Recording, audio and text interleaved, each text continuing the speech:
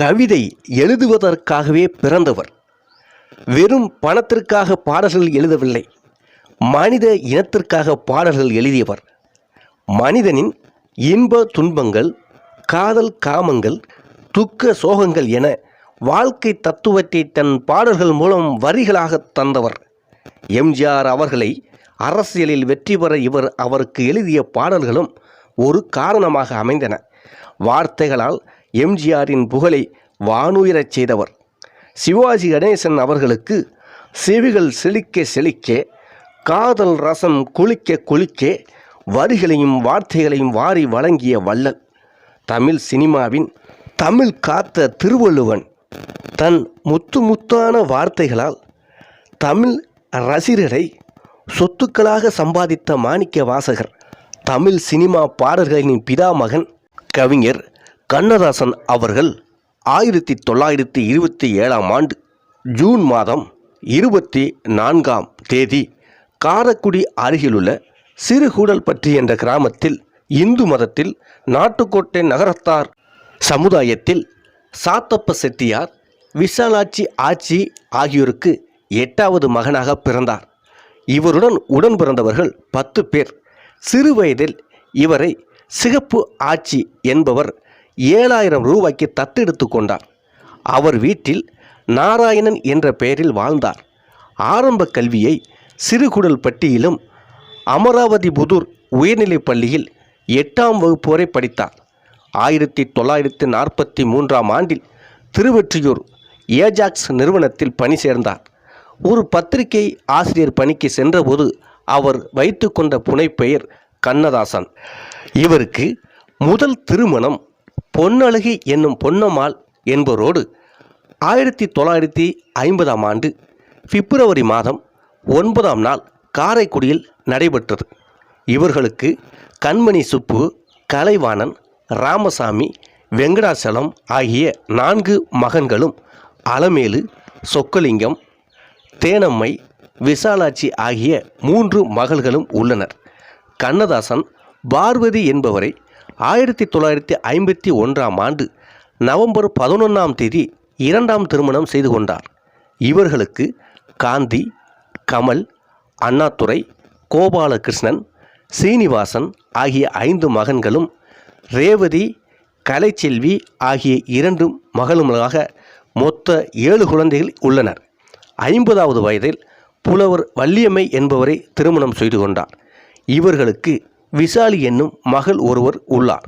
இது அவருடைய 3வது மனைவியாகும். கம்பரின் செய்யுளிலும் பாரதியாரின் பாடல்களிலும் மிகுந்த ஈடுபாடு கொண்டவர். சிறு வயதிலேயே சென்னைக்கு வந்தவர் சில பத்திரிகைகளில் பணியாற்றிவிட்டு மாடர்ன் தியேட்டர் நிறுவனத்தில் கதை வசனகர்த்தாவாக வேலைக்கு சேர்ந்தார். ஒரு கட்டத்தில் ஜூபிடர் நிறுவனம் தயாரித்த கன்னியின் காதலி என்ற திரைப்படத்தில் பாடல் எழுதுவதற்கு அவருக்கு வாய்ப்பு கிடைத்தது. அந்த படத்தில் கலங்காதிரு மனமே என்ற பாடலை முதலில் எழுதினார். இதுதான் சினிமாவிற்கு அவர் எழுதிய முதல் பாடல். சென்னை தியாகராய நகரில் வசித்து வந்தார். தியாகராய நகருக்கும் கண்ணதாசனுக்கும் இடையே நிறைய தொடர்புகள் இருக்கின்றன. ஆரம்ப காலத்தில் கண்ணதாசன் மியூசிக் அகாடமி அருகில் வசித்து வந்தார். பின்னர் அடையாற்றில் வசித்தார். இதன் தொடர்ச்சியாக தியாகராய நகரில் கிரசன்ட் பூங்கா தெருவில் வாடகை வீட்டில் வசித்து வந்தார். அந்த சமயத்தில் எம்ஜிஆர், சிவாஜி இருவர் நடித்த பல திரைப்படங்களுக்கு பாடல் எழுதி புகழின் உச்சத்தில் இருந்தார். எங்கு திரும்பினாலும் கண்ணதாசனை அழைத்து செல்வதற்காக காலை நேரத்தில் தயாரிப்பாளர்கள் கார்களுடன் காத்திருப்பார்கள். கண்ணதாசன் அன்றைக்கு யாருடைய காரில் ஏறுகிறாரோ அந்த நிறுவனத்தின் படத்துக்குத்தான் பாட்டு எழுதப் போகிறார் என்று அர்த்தம். மற்றவர்கள் திரும்பி போய்விடுவார்கள். மீண்டும் மறுநாள் வந்து கண்ணதாசனுக்காக காத்து கிடப்பார்கள்.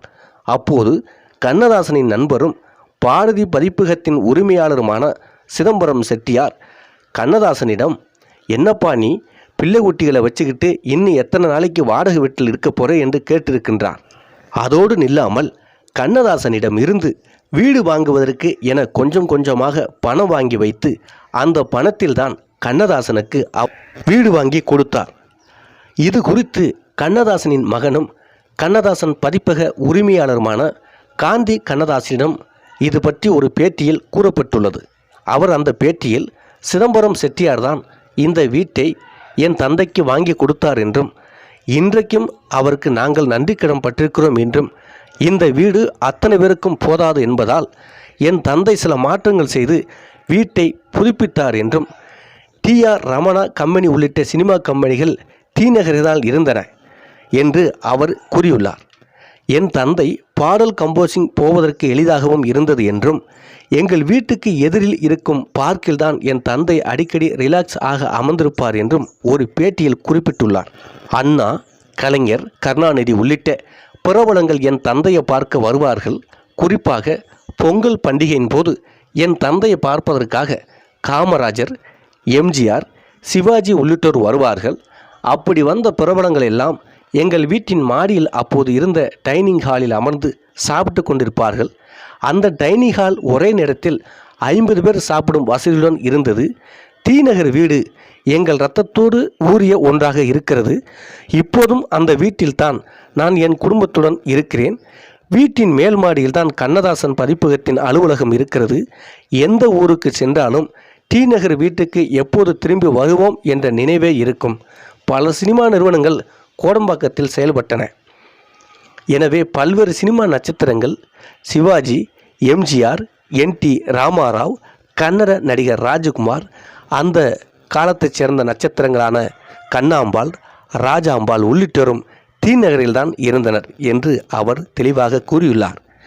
டி நகரில் இருந்து கோடம்பாக்கத்திற்கு சில நிமிடங்களில் காரில் சென்று விடலாம். இதனால் அப்போது சினிமாவை நம்பியிருந்த பலர் டி நகரில் வீடு வாங்குவதை விரும்பினார்கள்.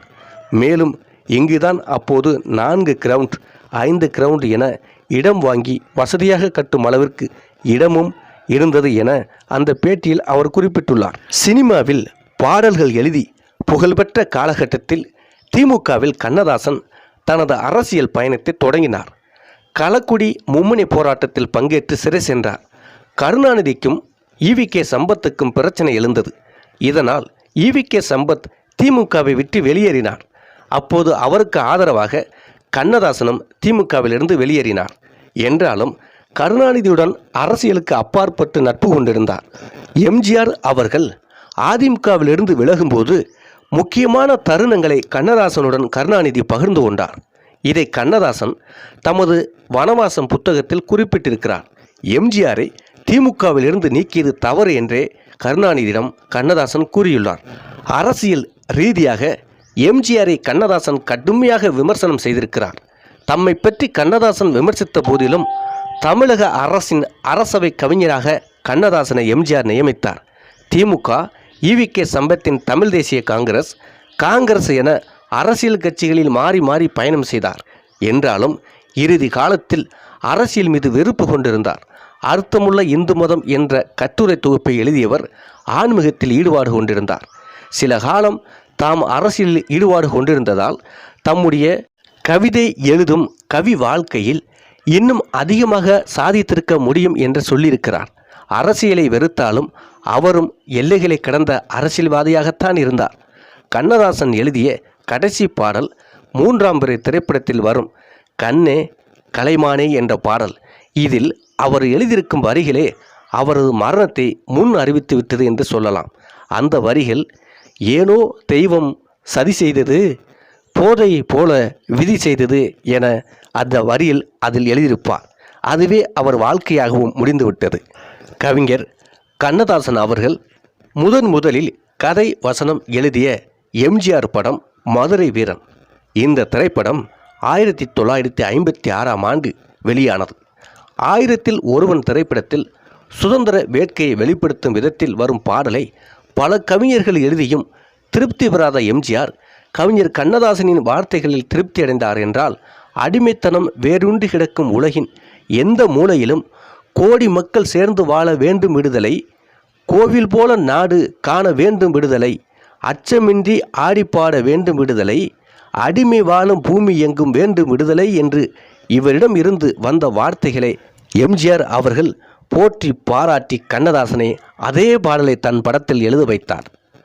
அண்ணாதுரை அவர்கள் புற்றுநோயால் அவதியுற்று மருத்துவமனையில் சிகிச்சை பெற்று வந்த நிலையில் அவரை நலம் விசாரிக்கும் வகையில் அந்த ஆண்டு வெளிவந்த தில்லானா மோகனாம்பாள் திரைப்படத்தில் நடிகை பத்மினி காயமுற்ற சிவாஜியை நலம் விசாரிப்பது போல் அமைந்த காட்சியின் பாடலை கவிஞர் கண்ணதாசன் இவ்வாறு எழுதுகின்றார். நலம்தானா நலம்தானா, உடலும் உள்ளமும் நலம்தானா, நலம் பெற வேண்டும் நீ, இன்று நாளும் என் நெஞ்சில் நினைவுண்டு, இலைமறை காய்போல் பொருள் கொண்டு எவரும் அறியாமல் சொல் என்று பல்லவியிலும், கண்பட்டதால் உந்தன் மேனியிலே புண்பட்டதோ அதை நான் அறியேன், புண்பட்ட செய்தியை கேட்டவுடன் இந்த பெண்பட்ட பாட்டை யார் அறிவார் என்று சரணத்திலும் அன்றைய திமுகவிலிருந்து விலகியிருந்த கவிஞர் ஒரு பாட்டின் வாயிலாக நலம் விசாரித்த அழகு அறிஞர் அண்ணாவை மட்டுமின்றி அனைவரையும் மெய்சிலிர்க்க வைத்தது. அவ்வாறு தன் சொந்த சுக வாழ்க்கையின் சம்பவங்களையும் சினிமாவில் எழுதும் பாடல்களை இணைத்து அந்தந்த காலகட்டத்தில் பல பாடல்களை எழுதி வெற்றி கொடி காட்டியவர் கவிஞர் கண்ணதாசன் அவர்கள். இதே போன்று திமுகவிலிருந்து விலகிய கவிஞர் கண்ணதாசன் காங்கிரஸில் தன்னை இணைத்து கொள்ள விருப்பம் தெரிவிப்பது போலவும், காமராஜருக்கு தூது விடுவது போலவும், பட்டணத்தில் பூதம் திரைப்படத்தில் வரும் அந்த சிவகாமி மகனிடம் செய்தி சொல்லடி, என்னை சேரும் நாள் பார்க்க சொல்லடி என்று சூசகமாக எழுதியிருப்பது தனி அழகு. அந்த காலகட்டத்தில் இதுவும் பெரிதும் பாராட்டப்பட்டது. காமராஜரின் தாயாரின் பெயர் சிவகாமி அம்மாள். காமராஜரிடம் தான் பேச வேண்டும் என்பதை இந்த பாடல் மூலம் வெளிப்படுத்தியிருப்பார் கண்ணதாசன். இறைவன் என்றால் யார், அவர் எங்கு இருக்கின்றார், இந்த கேள்விகளுக்கு கவிஞர் கண்ணதாசன் தனது பாணியில் ஒரு திரைப்பட பாடலில் இவ்வாறு கூறுகின்றார். ஆண்டவன் கட்டளை திரைப்படத்தில் வரும் ஆறு மனமே ஆறு என்ற பாடலில், ஆசை கோபம் களவு கொள்பவன் பேசத் தெரிந்த மிருகம், ஆசை கோபம் களவு கொள்பவன் பேசத் தெரிந்த மிருகம், அன்பு நன்றி கருணை கொள்பவன் மனித வடிவில் தெய்வம், அன்பு நன்றி கருணை கொள்பவன் மனித வடிவில் தெய்வம் என்று நாம் அன்றாடம் பார்க்கும் ஒவ்வொரு மனிதனிடமும் தெய்வம் இருப்பதையும் மிருகம் இருப்பதையும் அறிய வண்ணம் அவர் எழுதிய அந்த பாடல் மிகப்பெரிய பாராட்டுகளை பெற்றன. சொல்ல வந்த கருத்தை, சொல்ல வந்த வார்த்தையை, சொல்ல வந்த விஷயத்தை அலங்கார வார்த்தைகளின்றி மிக இயல்பாகவும் எளிமையாகவும் தமிழின் இனிமை குன்றாமல் ஆழமான பொருள் கொண்டு பாமரன் முதல் படித்தவன் வரை சென்றடையும் வண்ணம் பாடல்கள் எழுதுவதில் கவிஞர் கண்ணதாசனுக்கு இணை கண்ணதாசனே ஆவார். ஒரே பாடலில் விரகதாபத்தையும் துறவரத்தையும் நியாயப்படுத்தும் வகையில் பாடல் எழுதுவதென்றால் அவ்வளவு எளிதான ஒன்றல்ல. தரிசனம் என்ற திரைப்படத்தில் வரும் மாலை நேரத்து மயக்கம் என்ற பாடலில் கவிஞர் இவ்வாறு எழுதுகின்றார். இது மாலை நேரத்து மயக்கம், பூ மாலை போல் உடல் மணக்கும், இதழ் மேலே இதழ் மோதும், அந்த இன்பம் தேடுது எனக்கும் என்று பெண் தனது விரகதாபத்தை வெளிப்படுத்துவது போலவும், இது காலதேவனின் கலக்கம், இதை காதல் என்பது பழக்கம், ஒரு ஆணும் பெண்ணும் பெறப்போகும் துன்பத்தின் துவக்கம் என்று ஆண் அதை மறுத்து துறவரத்தை வெளிப்படுத்தும் விதமாகவும், இருவேறு எண்ணம் கொண்ட காதலன் காதலியின் நிலைப்பாட்டை பல்லவிலேயே ஆணித்தனமாக சொல்ல முடியும் என்பதை நிரூபித்து அந்த பாட்டை எழுதி வெற்றி கொண்டவர் கவிஞர் கண்ணதாசன் அவர்கள். பாவ மன்னிப்பு திரைப்படத்தில் நடிகர் சிவாஜி ஒரு இந்து குடும்பத்தில் பிறந்து சந்தர்ப்பவசத்தால் சிறு வயதிலேயே ஒரு இஸ்லாமியரால் வளர்க்கப்பட்டு இளைஞனான பின் பாடுவது போல் ஒரு காட்சி. அந்த காட்சியில் கவிஞர் எழுதிய பாடல் இது. எல்லோரும் கொண்டாடுவோம், எல்லோரும் கொண்டாடுவோம், அல்லாவின் பெயரை சொல்லி நல்லோர்கள் வாழ்வை எண்ணி எல்லோரும் கொண்டாடுவோம், எல்லோரும் கொண்டாடுவோம் என எழுதியிருப்பார். வளர்ப்பால் இஸ்லாமியரான நடிகர் சிவாஜியின் கதாபாத்திரம் பிறப்பால் ஒரு இந்து என்பதால் அவரை அறியாமலேயே அவர் நாவில் ஓம் என்று ஒலிப்பதாக பாடல் முழுவதும் ஓம் ஓம் ஓம் என்றே வருவது போல் அவர் எழுதியிருப்பார். இவ்வாறு பாடல்களில் வார்த்தைகளை புனைந்து அந்த கதைக்கு ஏற்றவாறு எழுதுவதில் கைதேர்ந்தவர் கவிஞர் கண்ணதாசன் அவர்கள். சினிமா உலகில் நுழைவது மிக கடினம். அவ்வாறு நுழைந்தாலும் ஒரு நிலையான இடத்தை பிடிப்பது மிக மிக கடினம். இந்த அனுபவம் கவிஞர் வாலியையும் விட்டு வைக்கவில்லை. சினிமா வாய்ப்புகள் இல்லாததால் சொந்த ஊருக்கே திரும்ப முடிவு பண்ணிய கவிஞர் வாலி, மயக்கமா, கலக்கமா, மனதிலே குழப்பமா, வாழ்க்கையில் நடுக்கமா என்ற கவிஞர் கண்ணதாசனின் பாடலை கேட்டு தனது முடிவை மாற்றி மீண்டும் முயற்சித்ததாக அவரே குறிப்பிட்டுள்ளார். அந்த அளவிற்கு சமூகத்தில் வாழும் மனிதர்களின் உணர்வுகளை தட்டி எழுப்பும் வரிகளாக வார்த்தைகளாக பாடல்களை எழுதியவர் கவிஞர் கண்ணதாசன் அவர்கள். நான் பட்டத்து ராணி பார்க்கும் பார்வையில் எகிப்திய இசையை கேட்டேன், தென்றல் வந்து வீசாதோ பாடலில் தென்பாண்டி மண்டலத்தின் மண்வாசனையை கண்டேன், அபூர்வ ராகத்தில் நளினமான கர்நாடக சங்கீதத்தை அனுபவித்தேன், முத்தமிடும் நேரம் எப்போவில் மெக்சிகன் இசையை கேட்டேன், உலகத்தில் உள்ள அனைத்து இசையும் அறிந்தவர் MS விஸ்வநாதன் என்று கவிஞர் கண்ணதாசன் அவர்கள் விஸ்வநாதன் அவர்களே புகழ்ந்துள்ளார். கண்ணதாசன் எனக்கு கிடைத்திருக்காவிட்டால் நான் ஹார்மோனிய பெட்டியை தூக்கி கொண்டு கேரளாவுக்கு பாட்டு வாத்தியராக போயிருப்பேன் என்பார் MS விஸ்வநாதன். அடுத்த பிறவியில் நானும் விஸ்வநாதனும் ஒரு தாய் வயிற்றில் பிறக்க வேண்டும் என்றும் கண்ணதாசன் கூறியுள்ளார். அந்தளவிற்கு ஒரு இசையமைப்பாளரை MS விஸ்வநாதன், ஒரு கவிஞராக கண்ணதாசன் என்று இருவருக்கும் நட்பு இருந்தது. அந்த நட்புதான் இருவர் கூட்டணியில் பல வெற்றி பாடல்களை தந்தது. கல்லாக படுத்திருந்து கணித்தவர் யாருமில்லை, கல்லாக படுத்திருந்து கணித்தவர் யாருமில்லை, கைகால்கள் ஓய்ந்தவனை உழைப்பில் லாபமில்லை என்று உழைப்பையும் பண்பு ரீதியாத மிருகம் பிறந்தாலும் பால் தரும் கருணையது, இருக்கின்ற பிடி சோறு தனக்கென்று எண்ணாமல் கொடுக்கின்ற கோவிலது என்று தாய்மையையும் போற்றினார். அர்த்தமுள்ள இந்து மதத்தில் பாவ புண்ணியங்களை வலியுறுத்தி தவறு செய்வோர் தண்டனை அடைவர் என்று எடுத்து காட்டியுள்ளார். திருக்குறளின் தாக்கம் கம்பனிடத்திலும் கம்பனின் தாக்கம் கவிஞர் கண்ணதாசனிடத்திலும் காண முடியும். எதுகை மோனையில் கம்பனுக்கு இணையானவர் கவிஞர். கரையேறி மீன் விளையாடும் காவிரி நாடு உறையூரின் காவலனே வாலியே நீ என்றும், புல்லாங்குழல் கொடுத்த மூங்கில்களிலே புருஷோத்தமன் புகழ் பாடுகின்ற என்றும் எதுகை மோனையில் எழுத்தாளுகிறார் கவிஞர் கண்ணதாசன். தான் சொந்த படம் எடுத்ததை பெரிய தவறாகவே கருதினார். மாலையிட்ட மங்கை, சிவகங்கை சீமை, கருப்பு பணம், கவலையில்லாத மனிதன் ஆகிய படங்கள் வணிக ரீதியாக வசூலை கொடுக்கவில்லை, கசப்பான அனுபவங்களை கற்றுத்தந்தன. கவலையில்லாத மனிதன் கவிஞரை கவலையுள்ள வைத்த படங்கள். கால்சிட்டு வேண்டி ஒரு நடிகரின் வீட்டு வாசத்தில் உட்கார்ந்திருந்தார்.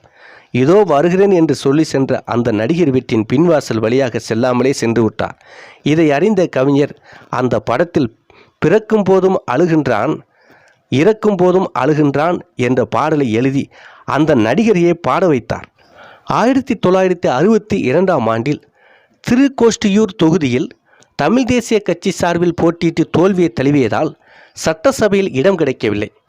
அதே ஆண்டில் அன்னை படத்தில் புற்றியுள்ள மனிதரெல்லாம் வெற்றி காண்பதில்லை, புற்றியுள்ள மனிதரெல்லாம் வெற்றி காண்பதில்லை, வெற்றி பெற்ற மனிதரெல்லாம் புத்திசாலி இல்லை என்ற பாடலை எழுதி ஆறுதல் அடைந்திருப்பார்.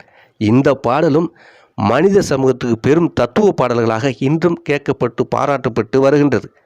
பன்மொழி புலவர் அப்பாத்துரையாரிடம் கற்ற இலக்கிய வளமை, திராவிட இயக்கத்தின் தீவிரம், பாரதிதாசன் பால் ஈர்ப்பு ஏற்பட்டு எல்லாம் சேர்ந்து கண்ணதாசனை தனித்துவமிக்க படைப்பாளியாக நிலைநிறுத்தியது.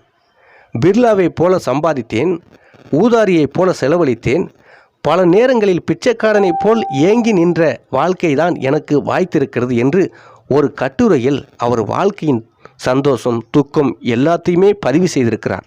கண்ணதாசன் எழுதிய பெரும்பாலான பாடல்கள் அவரின் அனுபவத்தில் விளைந்தவை. ஒரு முறை நெஞ்சில் ஓர் ஆலயம் படத்திற்காக இசையமைப்பாளர் விஸ்வநாதன் ஒரு பாடல் எழுத கண்ணதாசனை அழைத்திருந்தார். கண்ணதாசன் வர தாமதமாகிவிட்டது. நெடுநேரம் காத்திருந்த விஸ்வநாதன் இனிமேல் கண்ணதாசனிடம் பாடல் கேட்கப் போவதில்லை என்று நண்பரிடம் வருத்தமாக சொல்லியிருக்கிறார். இதை கேள்விப்பட்டு உடனடியாக விஸ்வநாதனை சந்தித்த கண்ணதாசன் பாடல்களை கொடுத்திருக்கிறார். சொன்னது நீதானா, சொல் சொல் என் உயிரே என்ற அந்த பாடலை படித்ததும் கண்கலங்கி கண்ணதாசனை கட்டி அணைத்து கொண்டாராம் விஸ்வநாதன். இப்படி பெரும்பாலான கதைகள் கண்ணதாசன் வாழ்க்கையோடு பிணைப்போடு ஒட்டியதாகவே இருக்கும். பல ஆயிரம் பாடல்கள் எழுதிய கண்ணதாசன், பல தத்துவ நூல்களை எழுதிய கண்ணதாசன் பேனா பிடித்து எழுத மாட்டார். சினிமாவுக்கு பாடல் எழுதும்போது நேராக MS விஸ்வநாதனின் ரெக்கார்டிங் ஸ்டுடியோவுக்கு செல்வார். ஹார்மோனிய பெட்டி சகிதமாக விஸ்வநாதன் அமர்ந்திருப்பார். அருகில் படத்தின் இயக்குனர் அமர்ந்திருப்பார். கண்ணதாசன் நேராக சென்று ஹார்மோனிய பெட்டியின் முன்னால் உட்கார்ந்து கொள்வார். இயக்குனர் காட்சிக்காக சூழலை சொல்வார். எம்.எஸ். விஸ்வநாதன் மெட்டை இசைத்து காட்டுவார். உடனே கண்ணதாசன் பாடல் வரிகளை சொல்வார். அதனை அருகில் இருக்கும் உதவியாளர்கள் எழுதி கொள்வார்கள்.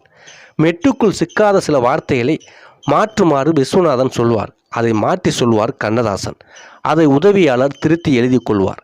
எல்லாம் முடிந்த பிறகு உதவியாளர் எழுதிய பாடல் வரிகளை ஒரு முறை படித்து பார்த்துவிட்டு வரட்டுமா விசு என்றபடி எழுந்து போய்விடுவார். அத்தனையும் 30 நிமிடத்துக்குள் முடிந்துவிடும். ஒரு பாடல் 30 நிமிடத்தில் எழுதி முடித்த ஒரு கவிஞராகவே அவர் விளங்கியிருக்கிறார். இவர் எழுதிய பெரும்பாலான பாடல்கள் இவ்வாறு அரை மணி நேரத்தில் எழுதப்பட்ட பாடல்களாகவே இருந்திருக்கின்றன. கருப்பு பணம், இரத்த திலகம், சூரியகாந்தி, அபூர்வ ராகங்கள் ஆகிய படங்களில் ஒரு நடிகனாகவும் தன்னை நிரூபித்தவர் கண்ணதாசன். இவரே எழுதி திரைப்படங்களில் இவரே நடித்து இவரே வாய் அசைத்த சில பாடல்கள் உள்ளன. கண்ணதாசன் அவர்கள் எழுதிய பாடல்களில் அவரே வாயசைத்து பாடிய பாடல்கள் எல்லாரும் எல்லாமும் பெற வேண்டும் என்ற பாடல் கருப்பு பணம் திரைப்படத்திற்காக பாடினார். இரத்த திலகம் திரைப்படத்திற்காக ஒரு கோப்பையிலே என் குடியிருப்பு என்ற பாடலை பாடினார். சூரியகாந்தி திரைப்படத்தில் பரமசிவன் கழுத்திலிருந்து பாம்பு கேட்டது என்ற பாடலையும் அவரே திரையில் பாடியிருந்தார். ஆரம்ப காலத்தில் திராவிடர் கழகத்தில் இணைந்த கண்ணதாசன் 1961ஆம் ஆண்டில் கருத்து வேறுபாட்டால் வெளியேறினார். துவக்கத்தில் பத்திரிகை ஆசிரியராக தடம் பதித்தவர் பிறகு நடிக்கவே ஆசைப்பட்டார். ஆனால் நடக்கவில்லை என்றதும் வசனம் எழுதுகிறேன் என்றார். இங்கே அதற்கெல்லாம் ஆட்கள் இருக்கிறார்கள், வேண்டுமென்றால் பாடல் எழுதுகிறாயா என்று மாடர்ன் தியேட்டர்ஸ் அதிபர் சுந்தரம் கேட்டிருக்கிறார். மறுகணமே கண்ணியின் காதலி படத்திற்காக கலங்காதிரு மனமே உன் கனவெல்லாம் நனவாகம் ஒரு தினமே என்று தனது 21வது வயதில் பாடல் எழுதி கொடுத்தவர். பின்னர் பாடல் எழுதுவதில் முதன்மை கவிஞராகி சாதித்தவர். கவிஞரது எழுத்து அவரது தலையெழுத்தை மாற்றியது. துவக்கத்தில் கூட்டத்தோடு பாடல் எழுதியவர் படத்தின் அனைத்து பாடல்களையும் ஒருவரே எழுதும் நிலைக்கு உயர்ந்தார். திரைப்படம் சொல்ல வேண்டியதையும் சொல்ல தவறியதையும் இவரது பாடல்கள் சொல்லியது. கதையின் கருவை மெருகுடன் இவரது பாடல்கள் சுட்டிக்காட்டியது. சமூக பாடல்களைப் போல சரித்திர, புராண, பக்தி பாடல்கள் எழுதுவது எளிதல்ல. இவரின் மகாகவி காளிதாஸ், கர்ணன், திருவிளையாடல் பட பாடல்களை யாராலும் மறக்க முடியாது. வெளிநாட்டில் எடுக்கப்பட்ட சிவந்த மண்ணிற்கும் நம் சிவகங்கை சீமைக்கும் பாடல் எழுதினார். இரண்டிலும் மண் வாடையை நன்றாக வேறுபடுத்தினார். மலையிலிருந்து தண்ணீர் அருவியாக விழுவதைப் போல கவிஞரது மூளையிலிருந்து தமிழ் அமுதமாக கொட்டியது. திரைப்பட பாடல்களாக இருந்தாலும் தனி கவிதைகளாக இருந்தாலும் அத்தனையும் முக்கணி சுவையே. பொழுது போக்குத்தான் திரைப்படம் என்பதை தன் பாடல்களால் பொருள் நிறைந்ததாக மாற்றினார். அனைத்து மத கடவுள்கள், சரித்திர நாயகர்கள், புராண இதிகாச வேந்தர்கள், மாந்தர்களை இவரது பாடல்கள் நம் கண்முன் கொண்டு வந்தன. எம்.எஸ். விஸ்வநாதன் நாதம் என்றால் கண்ணதாசன் கீதம், கே.வி. மகாதேவன் தேவராகம் என்றால் கண்ணதாசன் தேவகானம். இந்த மூவர்களின் காலம் தமிழ் திரைக்கு மட்டுமல்ல, தமிழ் மொழியின் பொற்காலமும் கூட.